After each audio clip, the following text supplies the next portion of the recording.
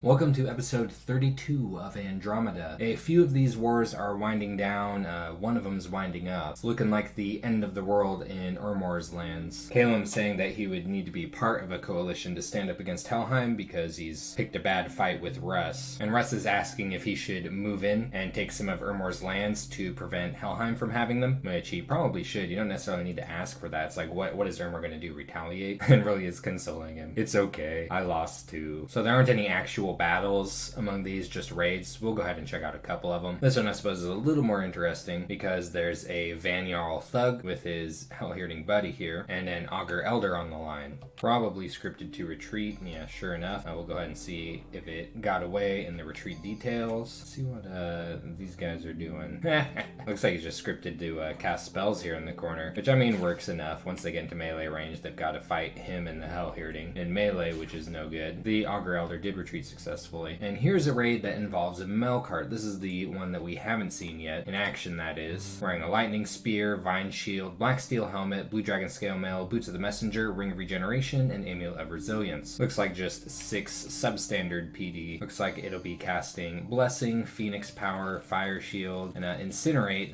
What that might be is it had another buff that was redundant, didn't end up casting, so it still had a sort of cast spell command, just casted something random. It might be that he-gnome's script could be a little tighter. We'll check when we get to his turn. Man, yeah, the rest of these, they're just raids. Here's a Vanjarl taking on a decent type of PD. Blessing, Air Shield, Holy Avenger, and then it engages in melee before I presume it's going to cast Mistform. Oh, maybe not. Throwing a couple javelins. Oh, it's funny. Don't forget, these things got javs.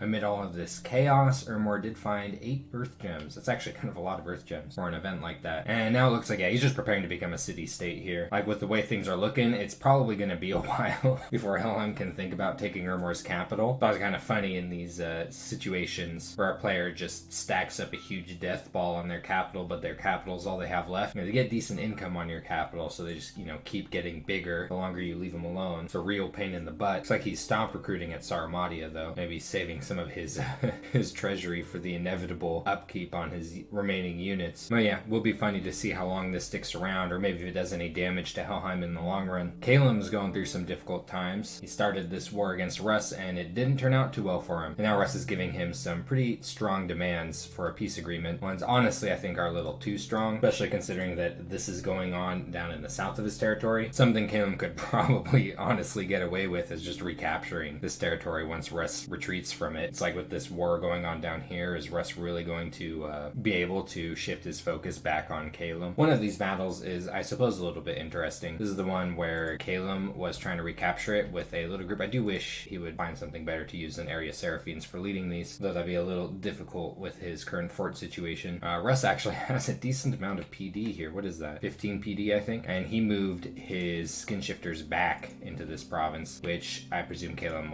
definitely wasn't expecting him to. This amount of...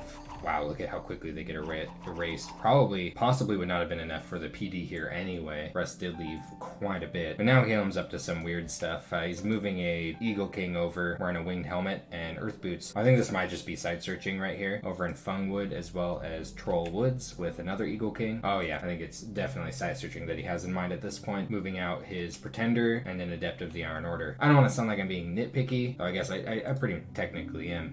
When you have mages like this doing forging like storm spools, this is something that a Herib Seraph could do, or an area Seraph. These have research of 15, so they can make storm spools just fine. Eagle Kings have a research of 20. So when you're using up a mage turn anyway, you might as well have the one that has more research or researching. Like, you're losing out on 10 research points total between these two, having them build storm spools instead of like these Herib Seraphs right here. Just something to think about. But yeah, it does look like Calum has momentarily achieved peace. I think it's very likely that Russ is going to move this army out and into he-gnome's territory over here, try and distract he-gnome. Kind of funny, it's like Calum's spitting out a big old hairball right into he-gnome's lap.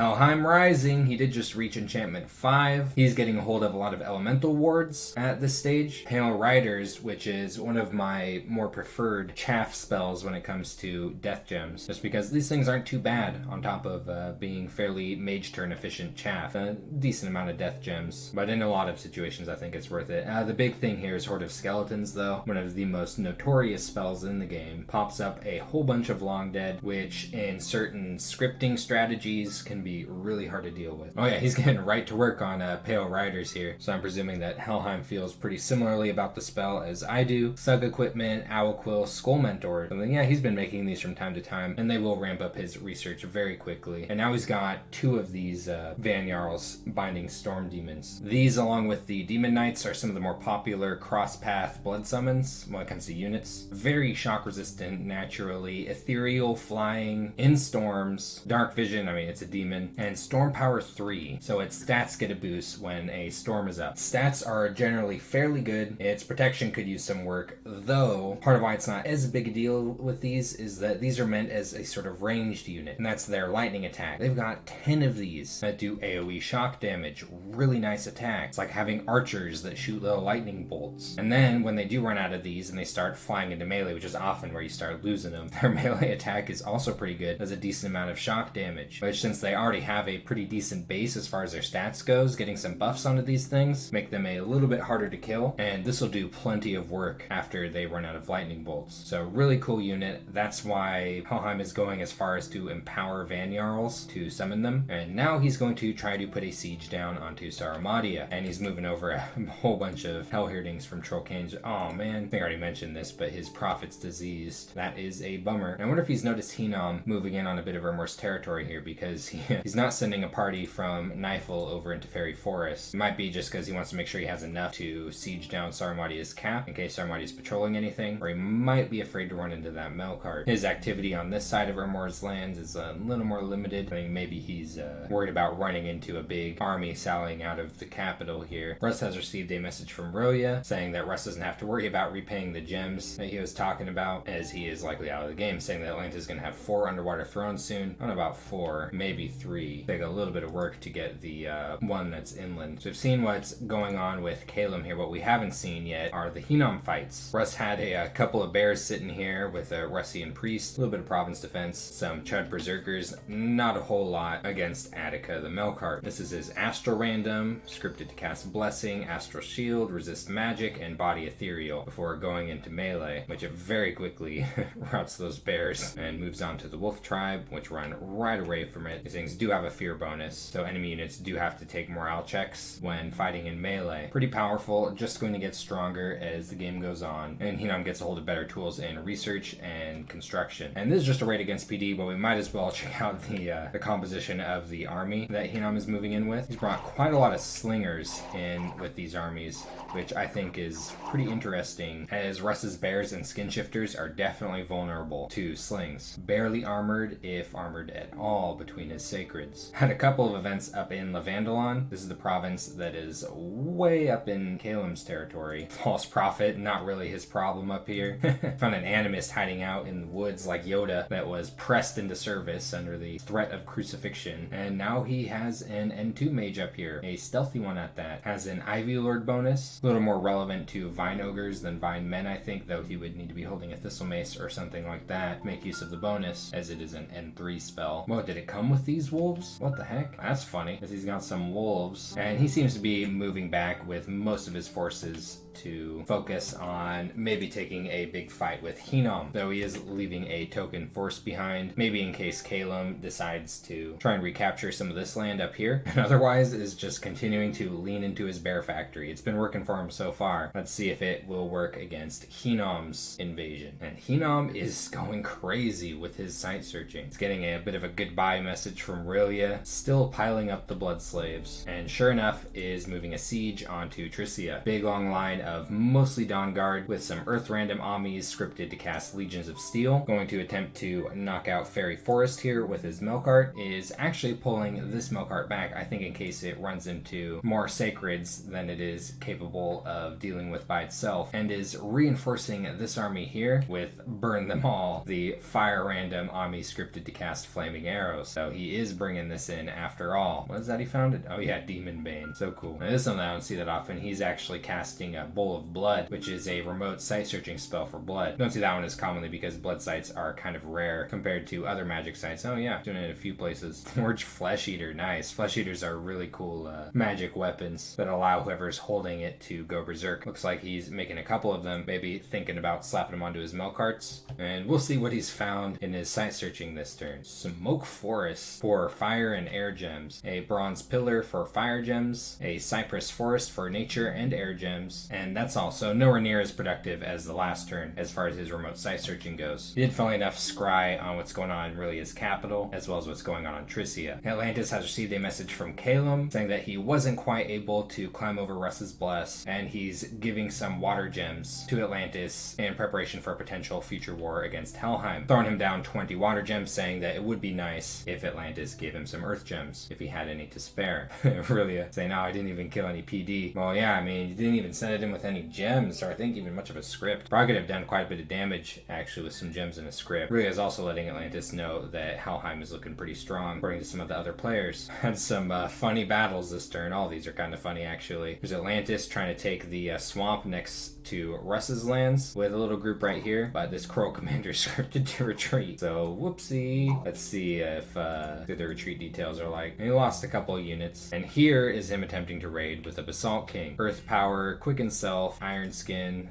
no equipment by the way, Ice Shield, and then it enters melee, quickly gets surrounded, is poisoned, taking quite a bit of damage, and dies. And it's a shame to see. These things are actually really powerful thug chassis. Coming up toward the SC tier, you just need to gear them. And another raid. This time the commander is not scripted to retreat, but can it deal with this amount of PD? Uh-oh. Looks like the Coral Commander lost heart after getting stabbed with a poison dagger, and Atlantis is retreating. So lost some more units against Rilia's PD. And just so we're not only watching things that, you know, Atlantis kind of screwed up with, we'll at least watch this raid right here, where he backs it up with a water elemental that barely just gets some action. It's almost prevented from even touching the enemy. And he found a magic site over here. A very good one. Academy underneath. Look at this. Enables recruitment of the Hydromancer, really powerful water mage. Sea Father, a sacred water 2. Triton Trooper is not a bad unit, though aquatic only. Atlantis has better options. 2 water gems a turn and water ritual range boost, along with a free Fortin Lab. Super great. And it looks like he's liking the idea of recruiting these Hydromancers. If you compare these to the Mages of the Deep cost 215 gold, these cost 150 gold and are always water 3. Whereas Mages of the Deep sometimes are not water 3, though they can hit water 4 decently often, along with other, really valuable cross paths. The Fire Water cross path is pretty strong. Astral cross path enters communions, and Earth Mages are just nice. But these are slightly cheaper and are consistently water 3, so not too bad. They are slow to recruit though, but in some ways it also makes them kind of attractive, just because you're not investing quite as much gold into them overall, though you're getting half as many from the fort. These are pretty cool in that they have Gift of Water Breathing. Looks like they can pull in about 10 human-sized units underwater with them. Pretty sweet. So yeah, really awesome magic site. One that I'm sure Helheim is happy to see right next to his capital. And not much to say about Rilia, though I do presume he's chuckling right now about some of these raids that he's winning without really trying. Though, it's like, to be fair, Atlantis doesn't have to be careful, as Rilia has given up. He's not giving any resistance, so it doesn't matter that he's losing things here and there, though the Basalt King definitely hurts. Basalt Kings are slow to recruit capital only. They're very limited and very important. In general, they are something you want to be careful with. Now, what I'm interested to see is in people's reactions to Atlantis popping up onto the Deadlands and the Wetlands, which should be happening momentarily. Yep, he's attempting.